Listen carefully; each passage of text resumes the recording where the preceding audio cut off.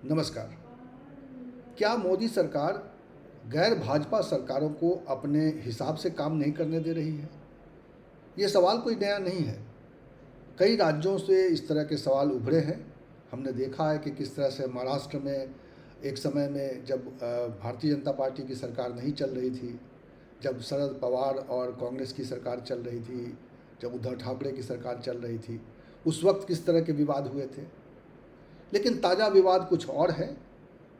और आज हम इस वीडियो में चर्चा इसलिए कर रहे हैं क्योंकि सुप्रीम कोर्ट से आज एक फ़ैसला आया है और हम ये जानने की कोशिश भी करेंगे कि क्या इस फैसले के बाद राज्यपालों की भूमिका पर जिस तरह से अनियंत्रित होती दिख रही है और ख़ास तौर पर वो केंद्र सरकार के एजेंट के तौर पर जो काम करने की उनकी एक शैली विकसित हुई है पिछले कुछ समय से। हालांकि ऐसा नहीं है कि ये सिर्फ मोदी सरकार में राज्यपालों को अतिरिक्त अधिकार दिया जा रहा है, राज्यपालों को एक राजनीतिक कार्यकर्ता के तौर पे काम करने की कोशिश करते दिखाई देते हैं। ये पहले भी होता रहा है, लेकिन धीरे धीरे अब ये समस्या चूँकि बड़ी हो गई है और इस समस्या के बड़ी हो जाने के बाद अब आज जब सुप्रीम कोर्ट से एक फ़ैसला आया है और उस फैसले में बाकायदा राज्यपालों की भूमिका की व्याख्या सुप्रीम कोर्ट ने कर दी है, तब ये बड़ा दिलचस्प होगा कि क्या आने वाले समय में जिन राज्यों में भी इस तरह की स्थिति बन रही है, जिन राज्यों में भी राज्यपाल और वहाँ के मुख्यमंत्री या वहाँ की सरकार के बीच में टकराव बन रहा है, क्या उसको इस फैसले के आलोक में उसको सुलझाया जाएगा। तो बड़ा दिलचस्प है, इसलिए इस वीडियो को पूरा देखिएगा। और मैं बात ये भी करूँगा कि जिस राज्यपाल के बारे में अभी ये सवाल उठा है, उस राज्यपाल का अपना बैकग्राउंड क्या है, वो कितने विद्वान हैं, और निश्चित रूप से वो विद्वान हैं जिनके बारे में ये इस मामले में सुप्रीम कोर्ट ने सवाल उठाया है और उनको बिल्कुल सख्त एक तरह से निर्देश दिया है। तो वो राज्यपाल महोदय हैं तो विद्वान। तो अब हम इस खबर को आगे आपको बताते हैं। और ख़बर ये है कि सुप्रीम कोर्ट में एक मामला था तमिलनाडु का, और तमिलनाडु की सरकार ने, चूँकि वहाँ के राज्यपाल RN रवि, रविंद्र नारायण रवि, तो उन्होंने लगातार जो है उनके कई बिलों को रोक लिया था। आपको मालूम है कि राज्य सरकारों को एक अधिकार है, राज्यपाल को एक अधिकार है कि वो जब कोई भी कैबिनेट से जो पास हो जाए या हाउस के अंदर से कोई बिल पास हो जाए तो वो राज्यपाल के पास भेजा जाता है। अभी हाल में आपने देखा होगा कि किस तरीके से वक्फ बिल जब दोनों सदनों में पास हो गया तो वो राष्ट्रपति के पास भेजा गया और राष्ट्रपति के अनुमोदन के बाद वो कानून बन जाता है। तो उसी तरह से राज्यों में भी व्यवस्था है कि राज्य में विधानसभा में जो भी बहस के बाद जो बिल पास किया जाता है उसको राज्यपाल के पास भेजा जाता है और राज्यपाल उस पर अपनी सहमति दे देते हैं तो वो कानून बन जाता है।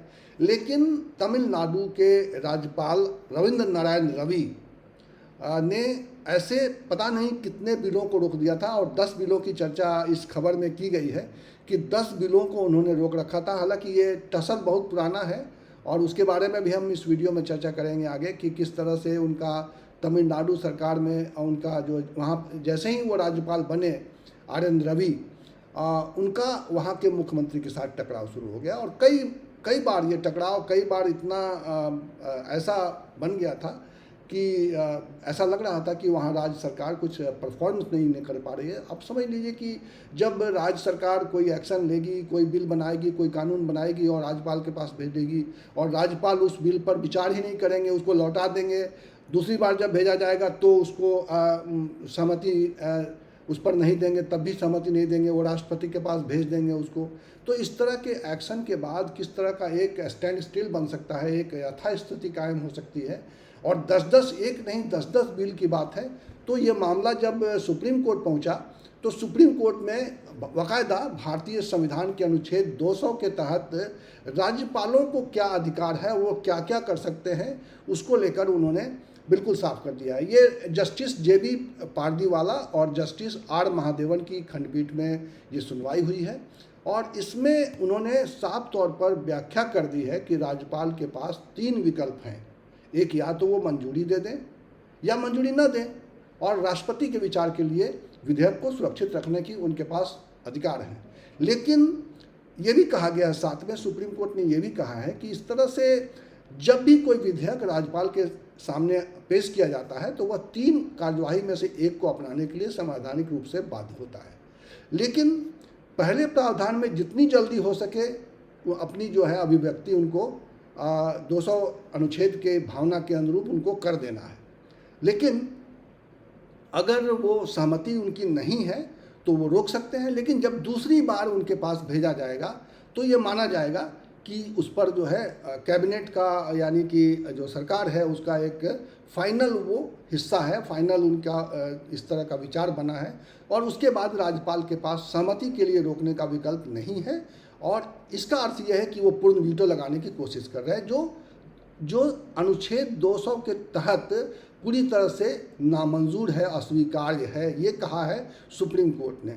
और ये भी कहा है कि अगर अनुच्छेद 200 की योजना विधेयक को एक संवैधानिक प्राधिकरण से दूसरे संवैधानिक प्राधिकरण में स्थानांतरित करने की विशेषता है और वह भी समीचीनता की भावना के साथ, तो ये जो अब सुप्रीम कोर्ट ने राज्यपालों के अधिकार की जो व्याख्या कर दी है उसके बाद अब ये बिल्कुल साफ हो गया है कि राज्यपाल अपने हद में रहें। राज्यपाल के पास इतने अधिकार नहीं हैं कि वो राज्यों के काम में इस तरह का दखल दें कि उनका काम करना ही निरर्थक हो जाए। और अब थोड़ा सा बैकग्राउंड समझ लेते हैं। आप देखिए कि जो वहाँ के तमिलनाडु के जो मुख्यमंत्री हैं, तमिलनाडु के मुख्यमंत्री के साथ शुरुआत से उनका एक टकराव चल रहा है राज्यपाल महोदय का।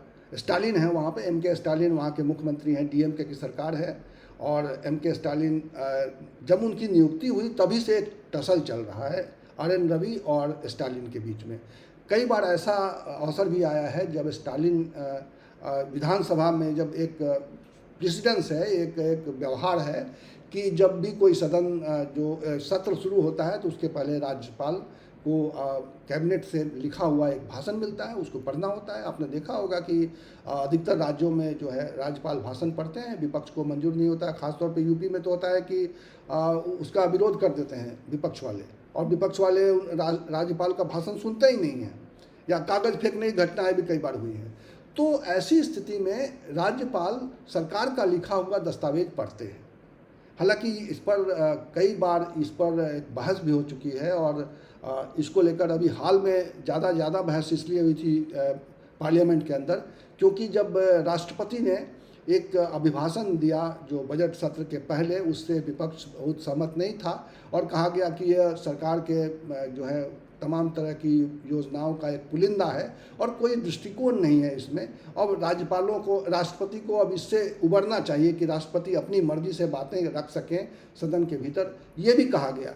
लेकिन बहरहाल अभी तक जो व्यवस्था है कि राज्यपाल वो जो कैबिनेट का अप्रूव किया हुआ भाषण आते हैं और पढ़ते हैं पहले दिन। लेकिन रविंद्र नारायण रवि ने कई बार ऐसा किया है कि उन्होंने उसको पढ़ने से इनकार कर दिया, बहुत सारे शब्द उन्होंने छोड़ दिए हैं और उसका उन्होंने एक तथ्य जो है वो उसको इस रूप में बताया है कि वो नैतिक और तथ्यों पर उनकी सहमति नहीं है, इसलिए उनको उस पर वो पढ़ना नहीं चाहते हैं। तो इस तरह का एक वो कर चुके हैं पहले भी।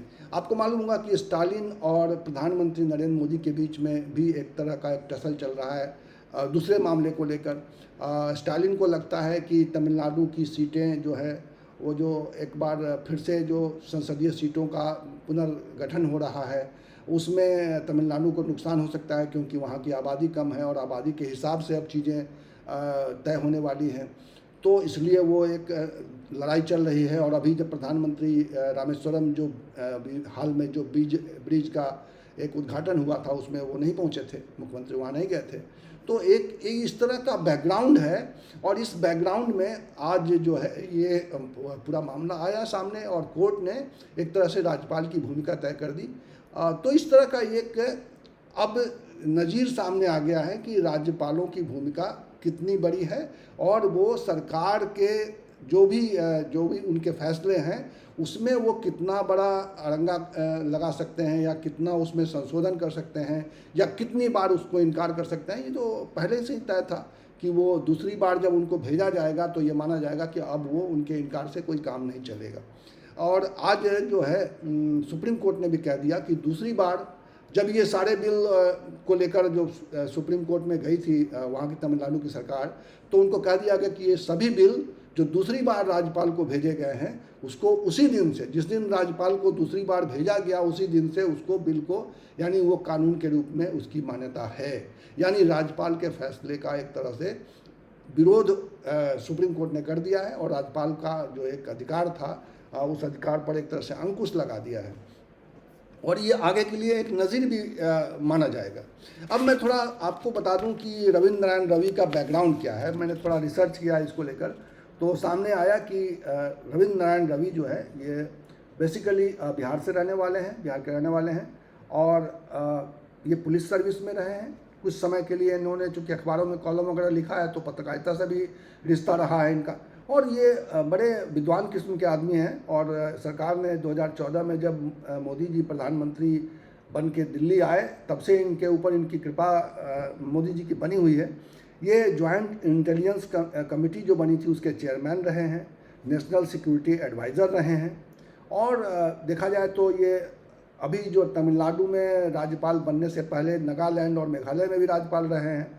और सबसे बड़ी बात है कि ये जो NSCN और IM के बीच में जो और सरकार के बीच में जो वार्ता हुई थी, जो समझौता हुआ था, उसके वार्ताकार यानी जो उसके वार्ताकार की भूमिका में, इन दोनों के बीच में जो बात कराने की मध्यस्थता की भूमिका उनकी बड़ी महत्वपूर्ण रही है। तो इस तरह से एक इनका बड़ा अच्छा सॉलिड बैकग्राउंड है, लेकिन एक राज्यपाल के रूप में जो उनकी भूमिका इस तरह से सामने आई है और उस पर सुप्रीम कोर्ट ने जो अंकुश लगाया है, ये बताता है कि अभी भी बहुत कुछ जो कहा जाता है कि एक संघीय ढांचे में राज्यों को अपनी आज़ादी से काम करने का पूरा अधिकार है। वो अपने हिसाब से अपने जो भी उनका अपनी राजनीतिक इच्छा शक्ति है या राजनीतिक विचारधारा है वो अपने हिसाब से वो कर सकते हैं। और हम देख रहे हैं कि कई राज्यों में भारतीय जनता पार्टी एक बड़ी मजबूत पार्टी है, लेकिन अभी भी कई राज्यों में, दक्षिण से लेकर उत्तर तक में कई राज्यों में उनकी सरकार नहीं है और वहाँ पर दूसरे दल की चुनी हुई सरकार है। तो वहाँ पर कैसे राज्यपाल के जरिए इंटरफेयर किया जा सकता है। राज्यपाल प्रधानमंत्री के प्रिय हो सकते हैं, राज्यपाल प्रधानमंत्री या पार्टी के भी प्रिय हो सकते हैं, लेकिन वो पार्टी के कार्यकर्ता के तौर पर अपनी भूमिका अदा नहीं कर सकते हैं, पार्टी के कार्यकर्ता के तौर पर नहीं सोच सकते हैं। संविधान में उनके अधिकार को लेकर एक व्याख्या है और अब आज जो व्याख्या सुप्रीम कोर्ट ने दी है उसके बाद ये उम्मीद की जानी चाहिए कि राज्यों में राज्यपालों से राज्य सरकारों का टकराव कम होगा, ये उम्मीद करना चाहिए। आपको हमारा ये वीडियो कैसा लगा? आपको हमारा अगर ये वीडियो अच्छा लगता है तो मैं चाहूँगा कि आप अपने दोस्तों को भी इस वीडियो को शेयर करें। और पिछले कुछ समय से मैं फेसबुक पर भी सक्रिय हूँ और इसीलिए मैं इन वीडियोस को फेसबुक पर भी डालता हूँ। आप फेसबुक पर मुझे फॉलो करेंगे तो मुझे अच्छा लगेगा और मैं इसी तरह के वीडियो के साथ आपके सामने फिर आऊँगा। तब तक के लिए बहुत बहुत नमस्कार, बहुत बहुत शुक्रिया, धन्यवाद।